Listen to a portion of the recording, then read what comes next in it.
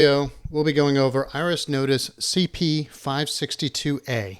This is a notice that you might receive from the IRS if you applied for a taxpayer identification number for an adopted child and your application was incomplete. So most people don't need to worry about filing IRS form W-7A, but that is the application for what's known as an adoption taxpayer identification number. And it's most frequently used in adoption situations where there's not a direct path to get a social security number or an individual taxpayer ID number straight away for the adopted child. So people will complete IRS Form W-7A so that there is a taxpayer number. Eventually that child would qualify, hopefully, for either an ITIN or a social security number, but this is a temporary number that's assigned. So what we're going to do is we're going to go over this notice, kind of walk you through what would happen if you do receive this notice. So we'll start with the information on the upper right hand corner. You see the notice number, this CP562A, the notice date, and then there's usually a phone number to contact the IRS.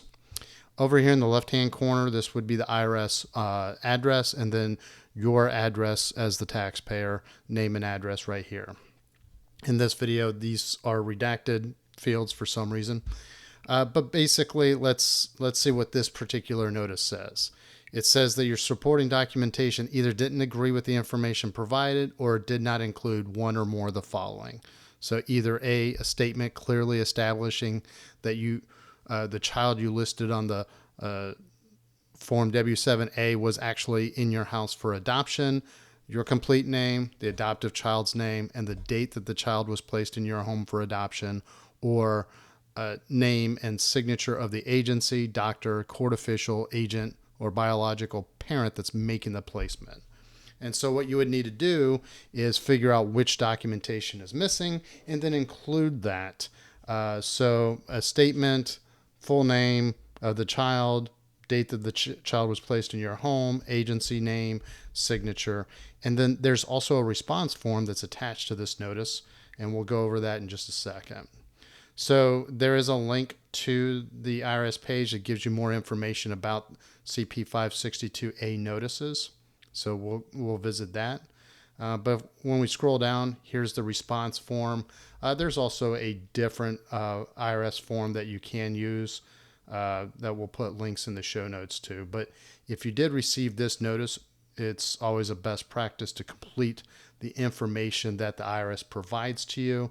This is a 2-page form. And again, if your notice says that, various suspense codes are present. So let's go back to the top. Basically, if suspense code number 1 is present, then you would, to be honest, you can just complete all of this information. But it kind of says if this code is present, then you would complete this information. Again, I would probably, if this were my situation, I would just complete all fields and then let the IRS figure it out. They're probably not going to penalize you because you provided too much information, as long as it is consistent information that you've provided before. So gender of the child, placement agency's name, address, placement date, your signature. So if you didn't sign the application, you would need to sign. If a married couple is adopting the child, or 2 people, then both people must sign.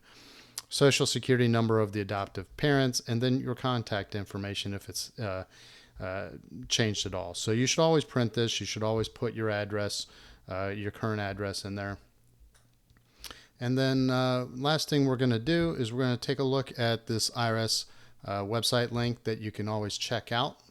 And basically it says what you should do. There's a little bit more clarity here.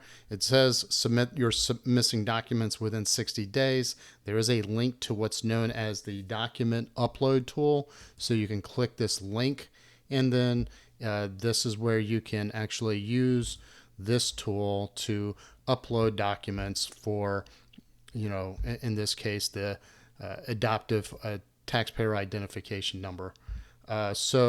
This form, IRS Form 15118, that's also another form that you could use.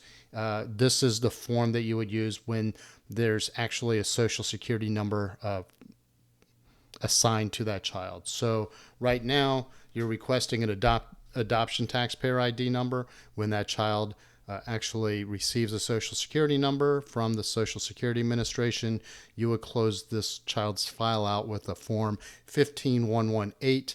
That's the notice to this notice. And what it tells the IRS is that your child now has a Social Security number, so they can close out this adoption taxpayer ID number.